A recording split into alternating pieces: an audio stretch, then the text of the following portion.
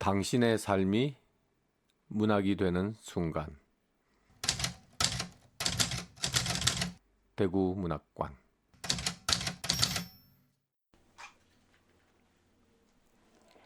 시골에서는 8번째 절기인 소만 무렵이 한 해 중 가장 바쁜 때다.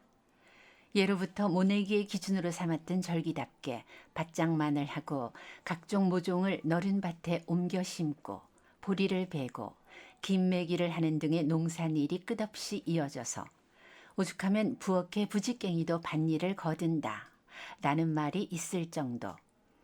하마터면 부지깽이만도 못할 자식이 될 뻔했다. 한편 그런 바지런함이 지나간 자리마다 푸르러지는 게 소만이기도 하다. 한자를 뜯어보면 작을 소에 가득 찰 만.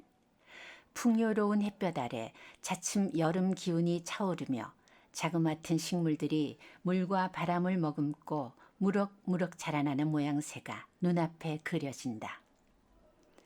숲에서는 봄에 새로 난 잎들이 온전히 펼쳐져 하늘을 덮어갈 테고 모내기를 끝낸 논에서는 연푸른 벼들이, 밭에서는 옮겨 심기를 마친 모종들이 무럭무럭 자라 들판을 채우겠지. 뜻을 몰랐을 때는 낯설게 느껴졌지만 알고 나니 이 계절의 풍경 위로 포겠을 때 빈틈없이 꼭 들어맞는 이름. 작은 것들이 자라서 세상을 가득 채우는 소만이다. 안 하던 일을 하기가 어려울 땐 작게 해본다. 그중 가장 쉬운 안부의 규칙은 이름으로 된 간판을 발견하면 연락하기다. 싱겁기로는 국내 최고인 저염식 안부라 할 수 있다. 지혜세탁소, 태광약국, 연우빌라, 사진과 함께 전송되는 싱거운 안부. 그 사진 안에 괄호를 열고 들어가 혼자 괄호 닫고 앉아있는 내성적인 속마음은 생각나서 연락했다는 말. 제대로 할 게 아니면 아예 안 할 거라 마음먹는 것보다야 가볍게라도 하는 것이 낫다. 무엇보다 제대로 된 안부라는 게 있나? 안부는 짧아도 가벼워도 먼저 건네면 무조건 좋은 것이다.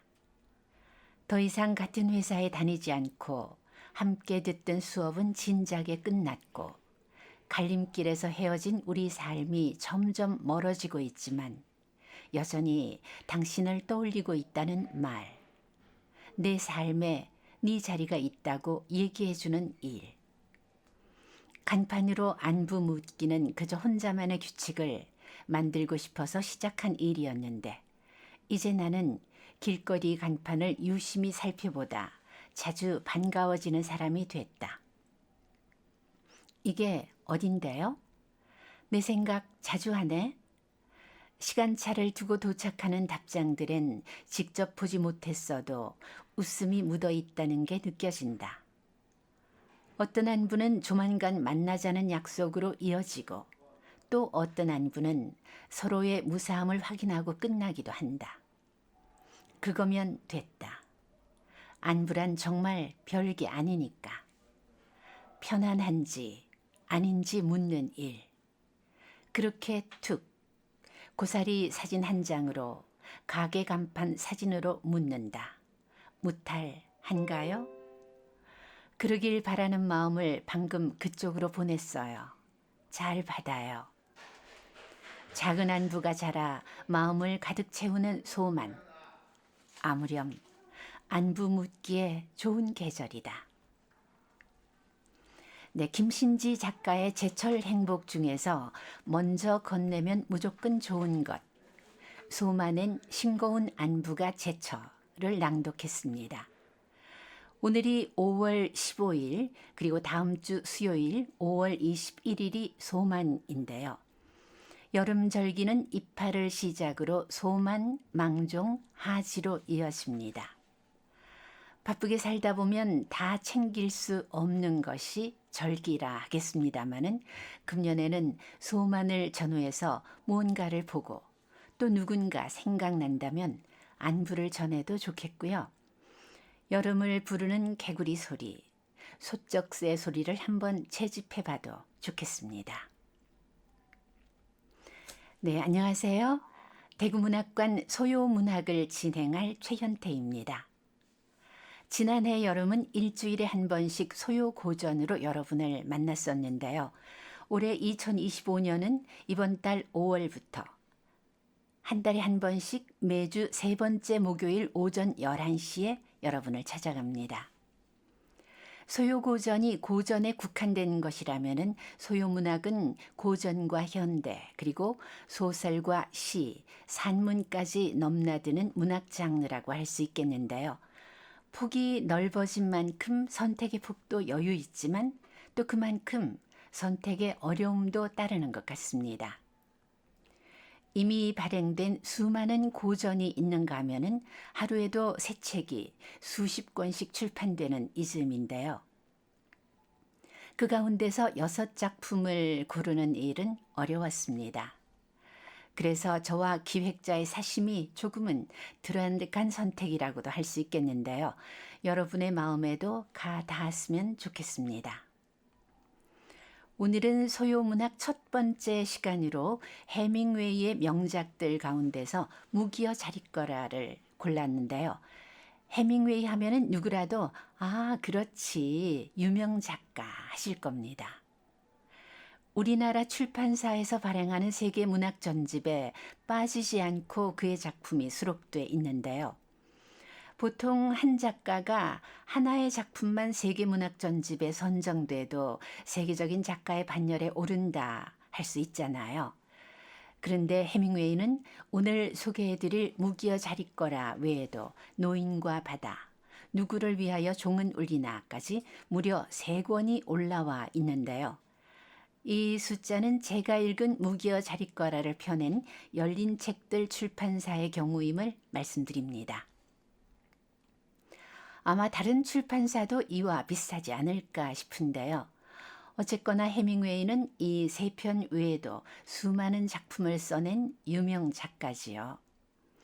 그럼 우선 무기여 자릿거라를 한번 보겠습니다. 이종인 번역 열린 출판사 발행본입니다.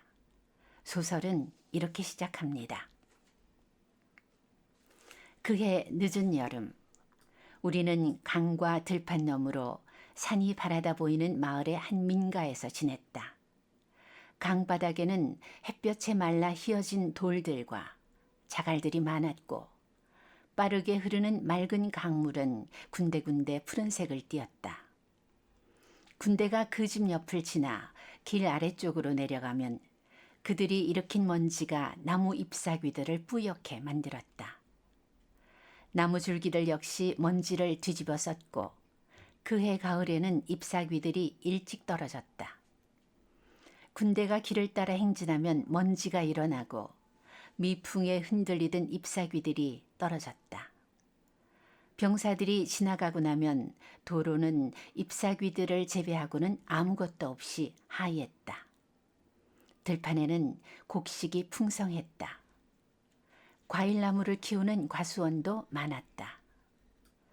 하지만 들판 너머의 산들은 갈색으로 앙상했다. 산속에서는 전투가 벌어져 밤마다 대포의 섬광을 볼 수 있었다. 대포 불빛은 어둠 속에서 여름날의 안개처럼 반짝거렸다. 그러나 공기는 서늘했고 폭우가 닥쳐올 기미도 없었다. 때때로 어둠 속에서 창문 아래로 군대가 행진하는 소리와 견인차에 매달려가는 박격포들의 소리가 들려왔다. 밤에는 안장 양쪽에 탄약통을 싣고 도로에 나선 노새들, 병사들을 나르는 회색 군용 트럭 등 차량 통행이 잦았고 캔버스로 덮인 짐들을 적재한 다른 트럭들도 그 대열에 섞여 천천히 움직였다. 낮 동안에는 트랙터에 매달려가는 대포들도 종종 눈에 띄었다. 기다란 푸시는 초록색 가지들과 덩굴들로 덮여 있었다. 북쪽으로 눈을 돌리면 계곡 너머 밤나무 숲이 보였고 그 숲 뒤에는 강 이쪽 편에 또 다른 선이 있었다. 그 산에서도 전투가 벌어졌지만 승리를 거두지는 못했다. 가을과 함께 장마가 오면 잎사귀들이 밤나무에서 모두 떨어져 가지가 앙상하게 됐고 줄기는 비에 젖어 거무튀튀해졌다. 포도원의 가시들도 잎사귀들을 모두 떨구어 수척하고 앙상하기는 마찬가지였고 모든 고장이 축축한 갈색으로 음산해졌다. 병사들의 외투속 벨트 앞부분에는 가죽 탄약 상자 2개가 메어져 있었다. 가늘고 긴 6.5mm 탄약 묶음들이 들어있어서 묵직한 회색 가죽통이었는데 그런 복장으로 도로를 행진하면 마치 임신부 같아 보였다. 아주 빠르게 지나가는 회색 승용차들도 있었다. 운전병 옆 조수석에는 보통 장교가 앉았고 뒷좌석에도 장교가 탔다. 승용차들은 군용 트럭보다 진흙을 더 많이 튀겼다. 뒷좌석의 두 장군 사이에 덩치가 아주 작은 장교가 앉아있고 그가 너무 왜소해서 얼굴은 고사하고 장교모 꼭대기 부분과 비좁은 등만 살짝 보이는 경우, 게다가 그 승용차가 아주 빨리 달리는 경우라면 틀림없이 거기엔 아마도 국왕이 타고 있을 터였다. 우딘에 살고 있던 그는 이곳의 전황을 파악하기 위해 매일 이쪽으로 시차를 나왔는데 전황은 아주 나쁘게 돌아갔다. 겨울이 시작되면서 비가 줄기차게 내렸고 비와 함께 콜레라가 찾아왔다. 하지만 전염병은 곧 진압됐고 군대에서 그 병으로 죽은 사람은 겨우 7,000명 뿐이었다. 네, 어니스트 해밍웨이의 무기여 자릿거라 일부 1장을 소개해드렸습니다. 해밍웨이는 이 일부 1장의 첫 문장을 50번 넘게 수정했고 마지막 페이지는 434쪽입니다. 이 마지막 페이지는 39번이나 고쳐 썼다고 하는데요. 이렇게 여러 번 고쳐 쓴 작가의 마음을 여러분은 짐작할 수 있으실까요? 저는 충분히 이해가 됐습니다. 첫 책을 내면서 퇴고할 때마다 좀 더 좋은 문장 표현은 없을까를 고민하고 그러고 나서 고쳐 쓰기를 무한 반복했던 경험이 있거든요. 하드보일드 문체로 글쓰기를 한 해밍웨이는 더 짧게, 더 강하게를 추구하면서 불필요한 수식 없이 짧고 강렬한 문장으로 유명하지요. 그는 말했습니다. 읽기 쉬운 글이 가장 쓰기 힘들다 라고요. 해밍웨이의 문장은 현대문학뿐 아니라 영화와 대중문학에도 강한 영향을 주었고 영문학 입문자들이 가장 사랑하는 작가로 꼽힌다고 합니다.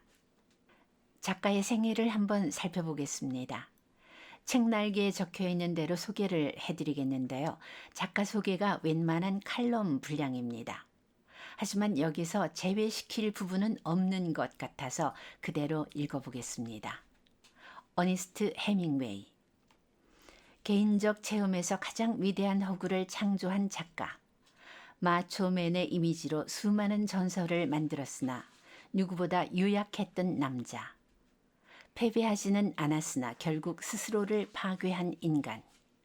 그럼에도 이제 미국 문학의 가장 확고한 전설로 자리 잡은 해밍웨이. 1899년 미국 시카고 교회의 오크파크에서 태어난 해밍웨이는 고등학교를 졸업한 뒤 곧바로 캔자스시티의 유력 일간지 스타에서 저널리스트로 일하기 시작했습니다. 특파원으로 파리에 건너가 그곳에서 스콧 피츠제랄드, 에즈라 파운드 등 미국 작가들과 교류하면서 본격적으로 문학 활동을 했는데요.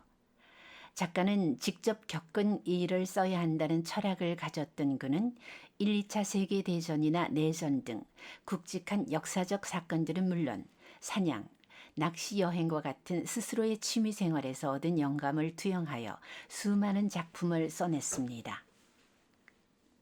말년에 이르러서는 평단의 혹평을 받기도 했으나 노인과 바다 발표와 함께 여론은 완전히 뒤집혔고 퓰리처상과 노벨문학상 수상의 영광을 안으며 미국 문학의 살아있는 전설임을 입증했지요.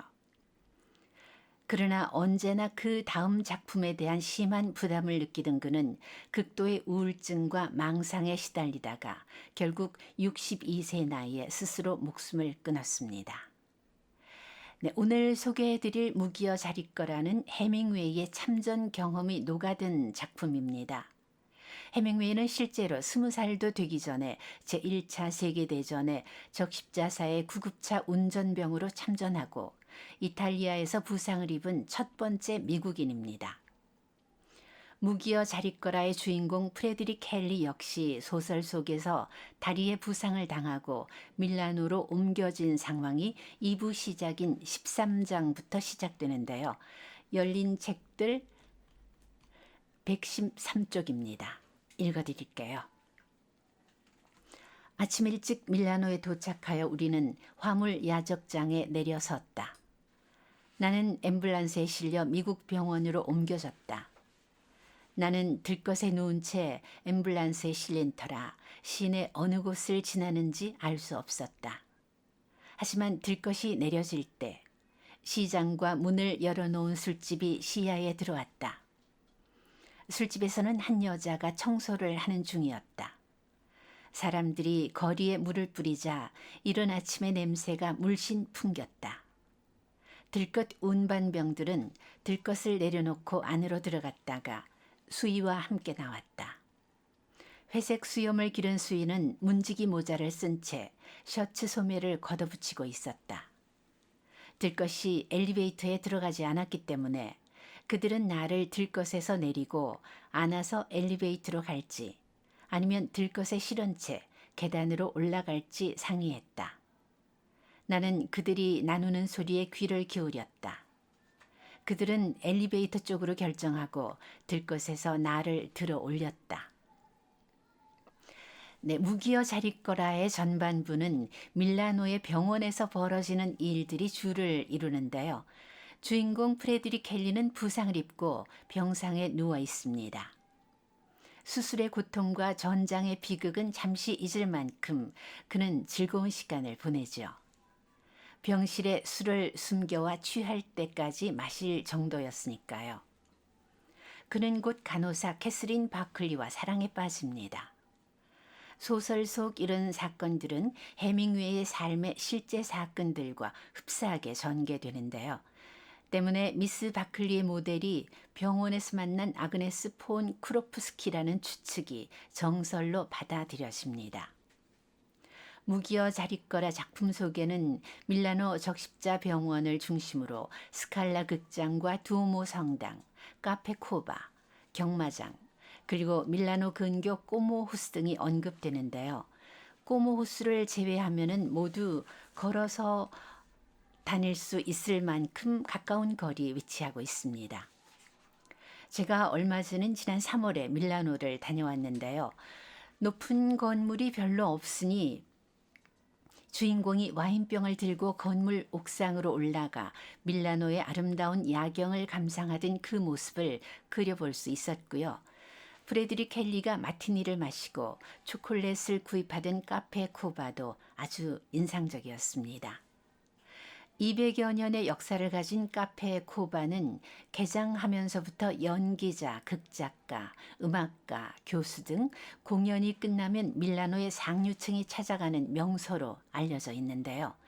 품위 있는 실내 장식으로 유명하지만 그에 못지않게 남녀노소를 불문하고 격조 있게 차려입은 방문객들이 스탠딩으로 커피를 마시면서 담소하는 모습이 정말 아름다웠습니다. 여행자인 저도 에스프레소 한 잔 주문하고 디저트로 달달함을 즐겼는데요. 1929년의 소설에 등장하는 카페가 지금도 존재하고 있고 또 제가 그 현장에 함께 했다는 것에 아주 특별한 시간을 보냈습니다. 해밍웨이의 무기여 자리거라는 5부까지 이어지는데요. 3부에서 다리 부상을 회복한 프레드릭은 다시 전장으로 떠납니다. 전반부의 달콤한 로맨스는 사라지고 적군의 공격을 피해 빗속을 헤매는 전장의 현실이 감정을 압도하는데 비는 그치지 않고 모든 도로를 진창으로 만들어 버립니다. 3부 27장 247쪽을 읽어보겠습니다. 밤이 되자 바람이 불었다. 장대비가 쏟아지는 새벽 3시. 포격이 시작되면서 크로아티아인 부대가 산간 초원을 가로지르고 산재한 숲을 통과하여 아군의 전선을 기습했다. 모두 어둠 속에서 비를 맞으며 싸웠고 제2전선에 있던 공포에 질린 이탈리아 병사들의 필사적인 반격이 그들을 물리쳤다. 비가 내리는 가운데 포탄과 로켓탄이 수없이 발사됐고 기관총과 소총 소리가 전선 곳곳에서 요란하게 울려 퍼졌다. 적군이 다시 오지 않자 주위는 점점 조용해졌다. 돌풍과 비 사이로 멀리 북쪽에서 포격의 굉음이 들려왔다. 소설은 프레드릭이 속한 이탈리아군이 전진했다가 후퇴하는 과정에서 독일군의 총격을 받고 부대를 이탈하고 총살당할 위기에서 강에 뛰어들고 화물차에 숨어들어 전장을 벗어나는 과정을 이어서 서술하고 있습니다. 306쪽 32장에서 화물차에서의 묘사가 있는데요. 낭독해 보겠습니다. 지붕 없는 화물차의 캔버스 천 아래서 대포를 옆에 두고 누워있자니 온몸이 젖어 추운 데다 배가 너무 고팠다. 마침내 나는 몸을 뒤집어 배를 깔고서 양팔에 머리를 얹은 채 엎드렸다.